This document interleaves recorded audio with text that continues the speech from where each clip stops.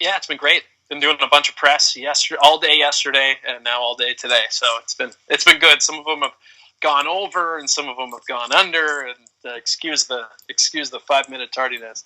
Yeah, it's always the way of interviews. You never know when they're going to end or start. Right. Yeah. So it's trying to get into the the chat function and be like, I gotta go, right in the middle of another question being asked.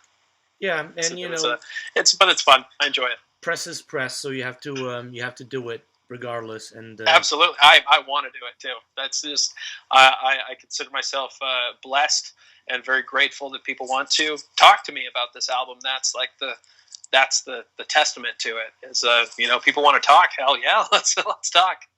The Beast Awakens, where you get the title from?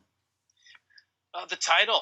I was doing a wrestling podcast and was preparing to discuss a Japanese wrestler by the name of Jushin Thunder Liger, and as he was retiring. And I found an article I was reading had a subtitle or an excerpt that said "The Beast Awakens." I was like, "Wow, that sounds like it'd be a great song."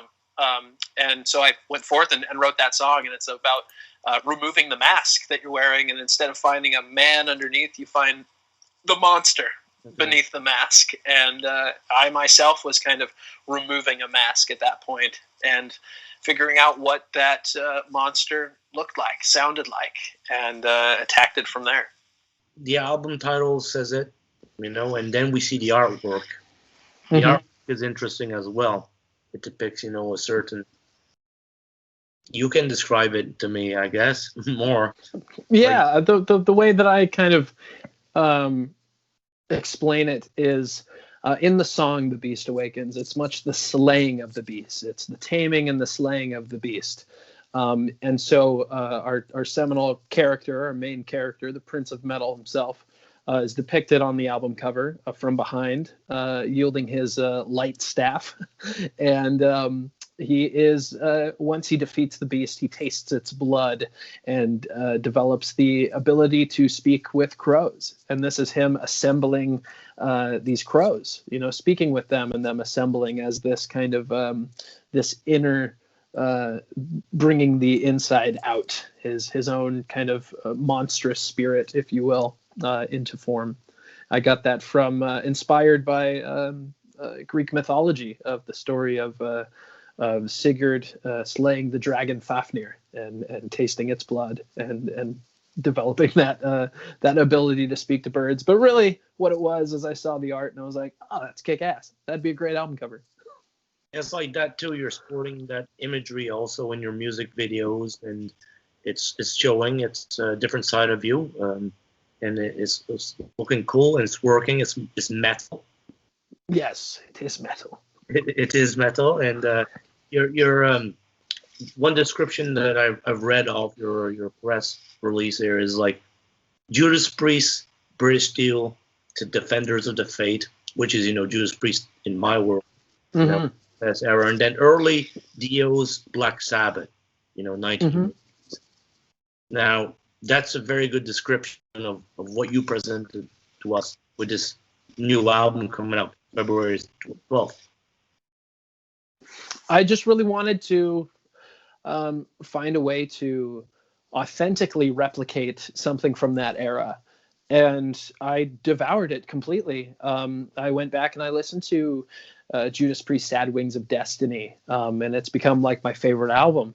I've listened to it over and over and over and over, all the way through, start to finish, and how the album flows and how it ebbs and the journey that it takes you on. And those Dio albums, Holy Diver and Last in Line and Sacred Heart, Lock Up the Wolves, and that Black Sabbath Heaven and Hell record, and even Dio's stuff with Richie Blackmore and Rainbow and Elf, and just like seeing this, how this story unfolds of the man and the music that he's portraying. And it's a strain of metal, if you will, that I don't hear being replicated as much anymore. Back then you could find it everywhere. In these days of everything 80s coming back, clothing and music and styles and of that era has all come back, except for this particular style of classic heavy metal. And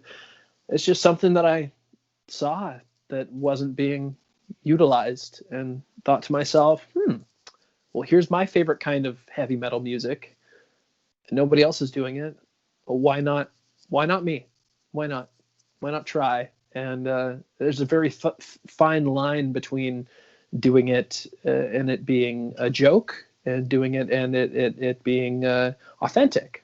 And I find there's a way to kind of, tongue in cheek with the visuals and music videos a little bit, to like, smile at the camera. We're not taking ourselves too seriously here, dressed up in Lord of the Rings garb and fighting an orc, while a young bard plays with action figures in the woods. It's not like, yeah, we're really, really serious. But in the music is singing that with the conviction that it is, that the prince is, for all intents and purposes, is a real person, and to be sung about in such a real way. When Dio is singing The Last in Line, or when Halford is singing The Sentinel, I don't think Rob Halford actually had came across a flesh devouring demon. Maybe he did, I don't know. Maybe I'm making too many assumptions, but he still sings it with so much conviction and meaning, and you really believe him. And that's really like what metal is predicated on. And if you can't have fun with it at the same time, is it really heavy metal? That's a good point. And I mean, what you just said about, Ronnie James Dio and Rob Halford, I mean, even Tim the Ripper Owens' Judas Priest stuff is, still incredible and very strong. And when they sing with, that dedication, and you're showing lots of how could I say it? You're growing every year. You're growing stronger and stronger, and with the Durbin band now, it's incredible. And your production, I find, is very valuable and very good in stereo. Thank you. When you listen to it, you're incredible on it. Thank you very much. I do appreciate that very much. And I have to attribute that to the people that played on it as well. I wrote every song, I wrote every riff, every lyric, every melody, every theme, every thought, every idea came from this mind. And that wouldn't have happened if not for the previous experiences and the previous albums I've done and the mistakes I've made. And I don't look at mistakes as being a bad thing. You have to make mistakes if you want, but you can pull, instead of looking at it as being such a negative, I look at it and I think of it as a positive, because I learned something. It changed me. It tweaked something in my mind. I can gain the wisdom from a negative experience, because I have the wisdom to, one, not do that again, and the wisdom to know the difference. That's what it is. And this is no different. But yeah, attribute that to the people that played on it, and Mike Vanderhule on drums, and of Y&T, and Barry Sparks on bass, of Nugent and Dawkin and Michael Schenker Group and Bees and everything else that he's done. So yeah, that's my core guys, and my producer Ellison, and my masterer Father Rick Vieira, and just having a good solid group of people that believe in the effort and hear what my vision is, and appreciate that and respect that, but also attack it as if it were their own. That nobody put anything on this album that they didn't feel was necessary for improving it and adding to it and lifting it. How long have you known the great Chris Jericho? Chris and I have been friends for 10 years, just about. I met him when I was on American Idol, and he was on Dancing with the Stars, and they film in the same studio. So it's one big studio, and it's separated by a hallway between the big production walls. And one day he walked over and said, "What's up, Durbin?" And I was like, "Oh man, this is crazy," marking out really, but trying not to be too much of a mark. And If there's any marks out there, literal marks, if your name is Mark, we're not talking about you. We're talking about like marking out on wrestlers and just kind of being a fan. But it was crazy. It was very cool. And I always wanted to get him on a song. And I felt this album was the right project to get him on. And I texted him and said, hey, if you were going to, hypothetically, if you were to sing on a concept record of sorts, a lightly based concept record, what kind of character would you want to play? He said either the villain or a wizard. And I was like, buddy, I just wrote a song about a wizard. And I sent it to him, and that was Kings Before You, sitting high atop the mountain. He's sitting high. He is taken back the old Toby, if you will. It's a sativa. He's sitting high atop the mountain. Over all there is to see, the dark side of a rainbow touch the earth beside me, and from the sky descends the wizard as he spreads his hands apart, manifesting right before me, holding out the sacred heart. He says, you are the defender of the land, from the hills to the horizon, from the holy to the desperate and the damned. You are the kings before you that reigned before you, became the heir to the throne. And like the kings before you, I can assure you will never stand alone. No. And writing that song, I wrote it like from the sky descends the wizard, on the dark side of a rainbow. I was writing a song about Dio. I had a dream that Ronnie James Dio appeared on the dark side of a rainbow and told my character that of the Prince of Metal, that basically what I got from it was, don't be afraid to try this. Don't be afraid to try to make a heavy metal album. Why not?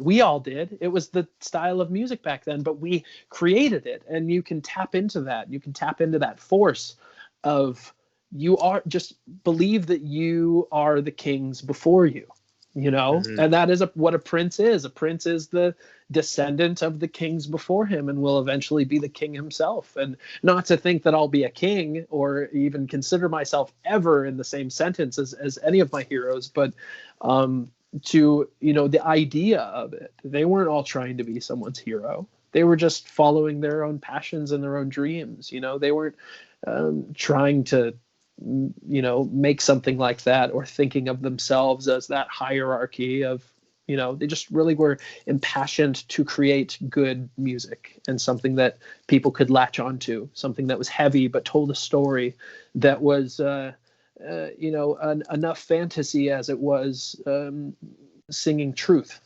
and enough performance as it was poetry.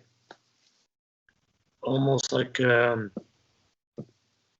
novel made by Dio himself. Yeah, exactly. Something along those lines of, this could have, if it was 84 and you were listening to your favorite albums and you put on Dio's Sacred Heart and Priest Defenders of the Faith, and Durbin, The Beast Awakens, it wouldn't seem so, unusual, creating something sonically also that sounds like it could have been from that time. That's genius. And I'm sure, you took a lot of time to concentrate and get these ideas going, because it can't be that easy, making mm-hmm. a sort of concept album. And lots of dedication and hard work. But it's COVID-19 times too, so you probably had a little bit more time. Oh, I had lots of time. I had nothing but time. I just sat at my desk but I had the very sterile environment. I just sat at my desk and just had my desk mess and my laptop and stared out the window and just kind of sat there and did a lot of thinking and did a lot of reading too, and listened to a lot of music, which I hadn't necessarily done in the past, of thinking of I don't want to be too inspired by what I'm hearing to, not write something that's already been written, but to get in that headspace of the note choices, of the melody choices, and kind of that headspace of that era of music, and really put myself into that, and listen to things that, these guys grew up listening to, and went back and listened to old Buddy Guy albums where he's on there screaming his head off, and in the 60s and the early 60s, that these things that even the Beatles were listening to and being inspired by, and finding inspiration in those, and then Sir Lord Baltimore and Kingdom Come, early forms of heavy metal and where it came from, but not being afraid to write something simple and simple riffs. And it's difficult to write simple riffs that haven't already been written. But thinking of like how methodical it was, that maybe it wasn't a really conscious decision, like Vivian Campbell writing Holy Diver, those guys write, and Jimmy Bain and whoever was in there writing that, but just the dun dun dun dun down down down dun dun down down down down down. It's like, for all intents and purposes, that's Smoke on the Water. It's that simplicity. Okay. Or Tony Iommi writing, Heaven and Hell. Whoa, down, down, down, down, down, down, down, down, down, down. And so I wrote a lot of songs like that, like melodies. I wrote digga digga da da dun dun dun da dun dun dun digga digga da da da, and ba no no no no no no no no no no no, and turn those into the Beast Awakens, the song, and Necromancer, and taking these vocal ideas and turning them into guitar riffs, something that is singable and that is memorable and that is repetitive enough to be an earworm to get stuck in your head, and then writing the song thereafter. Wow. And that's just the way you said it. And those songs are like similar. They got similarities in itself, and yeah, and it's the way to make master works. Oh, thank you. It's tough. It's when you're doing it, you're just hoping that you're just trying to pop yourself. I'm doing it. I'm just trying to write something that I'm like, oh, that's killer. Yeah, because it's just me. I wrote every lyric and melody and riff, and everything. So it's just me sitting there trying to impress and improve on what I did before, and write something that I felt like could have been like that. But I didn't go out and I didn't write 80 songs and pick 12. I wrote 12 songs. I wrote 13 songs.